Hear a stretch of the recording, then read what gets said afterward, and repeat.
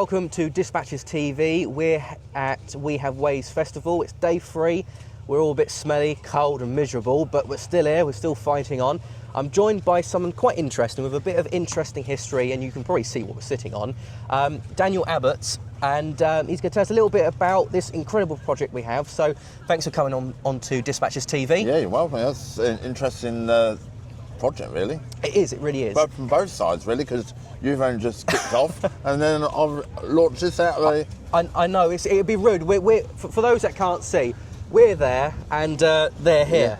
Yeah. And, you know, when this rocked up Thursday, we thought, oh, blimey, we're going to have a bit of a chinwag with you. Yeah. So, Daniel, tell me a little bit about yourself first. You know, why are you involved in this, but also, you know, how is this relating to you?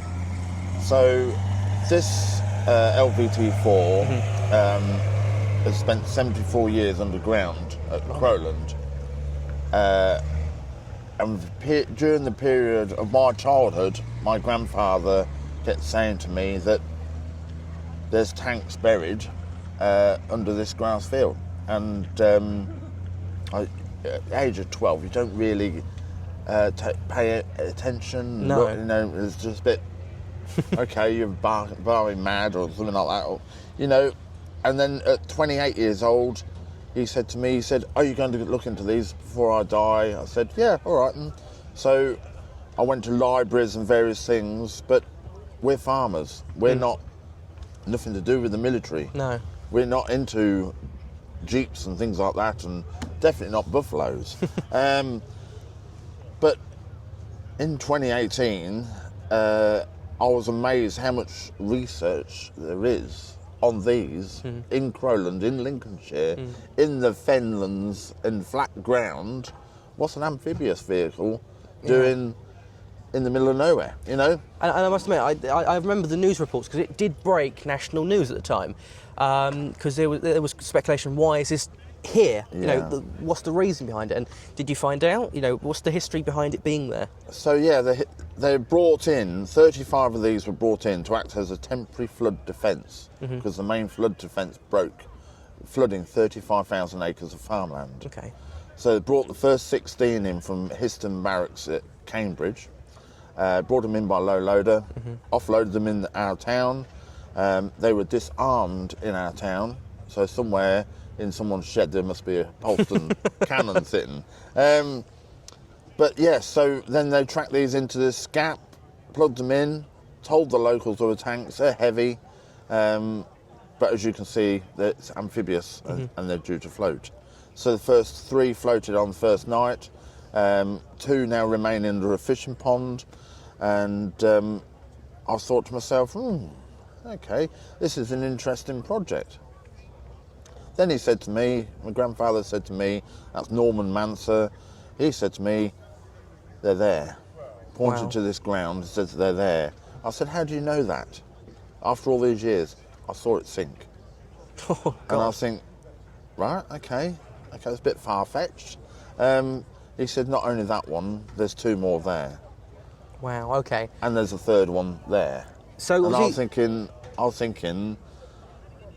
how on earth do I go about this, you know? And this was the first one that's been dug up? And yes. Is there any intentions of doing any more? Yes. Okay. Yes, but I'm not going to tell you when. No, I don't expect you to. I'm going to leave you in the lurch. Yeah. No, I'm used to it, don't worry. I don't really like you now, Daniel. No, I'm joking. So, you know, so the story behind this one, have you found much out about it, apart from obviously the flood defences? Yes, yeah. Amazingly, about a fortnight ago, I was watching Pathé News, and on this side, there was a number 30. Oh, written, wow. Okay. And I was watching this Pathé News, just sort of interested in watching buffaloes, as a geek I am. And these buffaloes were going by, and all of a sudden Winston Churchill climbs into a LVT2. This is an LVT4, and crosses the Rhine. And the escort vehicle goes across with all the armour on. And lo and behold, it had a number 30 on the side. Blimey. So this vehicle escorted Winston Churchill across the Rhine. Fantastic. Now, the geeks of historical artefacts said Perspex domes weren't used for crossing the Rhine. They were on, but they were painted green. Oh, So okay. they're camouflaged in, because the Germans could see the light in the cockpit shining through the domes and kept firing at them. Yeah. And the same with the rear lights on the back. They had to be painted over. Wow. So, and then I've got it coming through the Scheldt, through the hedge line in the Scheldt, carrying Canadian troops. Wow, okay. So, yeah. And, you know, obviously the intention with this is to restore it. To a fashion. To a fashion, okay. Yeah. And is there any intention to get it running, or...? Yes, so after this event, it's going to Thorney in Cambridgeshire, and they're going to restore the engine bay and pop the engine in, and we'll have it running on the trailer it sits on now. You can't really see it with the camera in it, but there is a trailer underneath, and use the trailer as a test bed, run the tracks up next year, see what falls off, and then eventually in 2027, it's the 80th anniversary of the 1947 floods, and we intend to run across the field. Fantastic. Oh, yeah. And obviously there's an organisation behind this. Yes. And you're the chairman of it, aren't I you? am indeed, yeah. So that's Crowland Buffalo LVT Association charity, and we're all like local farmers, crane company, and it's my aim to get it out, but without various people, I couldn't have got it out for hardly anything. Well, North Level Drainage Board came on board. They said, we'll send you a machine, but we don't think there's anything there. We don't believe there's anything there. So, right, okay. Crowland Cranes came, said, you're wasting my time. He sat on the end, I'm wasting time. I said, all right, okay. So only me believe in my grandfather's story, and we had penetrating radar scans, and Stephen Openshaw, who did the scans, said they're about 20 foot down. Wow, okay. These red marks, like circles, and lo and behold, I think it was midday, we come across this gun shield with the bullet holes in it. Wow. Okay, so we came across that, and I thought, at last we've hit steel. So we pulled that up, and the strange thing is, it had its, I've taken it off since, a brass plaque. So that was made by Traxon Company. Okay, yeah. They were taken over by Caterpillar in 1953. And the third dealership of Caterpillar was in Spalding, Lincolnshire. Now, how do you get that to be so close to home? Yeah, exactly. But they all came over the moon, really, for me, because we hit that back door, and rest of it's history, really. Fantastic. And now people say to me, you cannot think of getting a historic vehicle running after it's been buried for 74 years, 38 feet down, right, and get it running. Well, the thing is, you've proved them wrong once. Yeah. And now it's your turn. Yeah. To prove them wrong again. Yeah. And I'm more than certain you'll have, And I'm so going much to prove support. them wrong again for when I dig the next two out. Exactly. And I expect next time I go to We Have Ways, maybe in 5-6 years, I want to see a whole fleet of them here. Yeah. That'd be fantastic. That'd be something to see. Now, interestingly enough, my grandfather was in the No. 3 Army Commandos during the Second World War, and I stress Army Commandos here for the listener, as they might know if they've read issue 1 of the magazine. I'm writing a book on my grandfather / the No. 3 Army Commandos. It's called Khaki in the Dark, hopefully be out next July. And he was going to be crossing the Rhine, and he was called back for officers training. Now, he actually boarded one of these. Oh, right. But as he was called back, and the Buffalo went across, it was blown up. Right. So he had a really lucky escape, and the book, volume 2, when that one comes out, that'll be focusing on this. So we'll have to link up and have a bit of a chinwag about that. Yeah. But what might be an idea is we nip inside Yeah. and we have a look around and show some of the viewers Yeah. what's actually going on. Yeah, And I know you can do, you've yeah. done some restoration inside, so Yes. should we have a look down there? Well, you can do it, or you can dive in the hatch. Sounds like an even better idea. All right. Right, so we've just come down a very tight escape hatch. So Daniel, I can't exactly see you at the minute because it's a little bit close quarter. So I can see you've done some restoration inside. Yeah. And obviously some of this is obviously the original, how you found it quite clearly. So is there any interesting things you found in here when you was restoring it? Yes, so in the cockpit here, You had, we found screwdrivers, Gibbs toothpaste in the tin. Wow. So if you wanted to clean your teeth later, Pop by over. all means have a try, but I'm not going to bother because I know it's been in clay, but there you go. But we found on the bilge pump system the US anchor of stamp of approval. Mm-hmm. Now, that's appeared in various other parts of the Buffalo, and it was also built for the US Marines and the US Navy. So you can't see, but on this bit of tin here was a brass plaque with a serial number on, and also there's a brass plaque with Water Buffalo amphibian tractor. So everyone calls it an amphibian buffalo, but in actual fact it's a tractor. And when I told my grandfather that it's a tractor, he said, "No, it can't be." I said, "Look at this brass plaque. Look, it says it."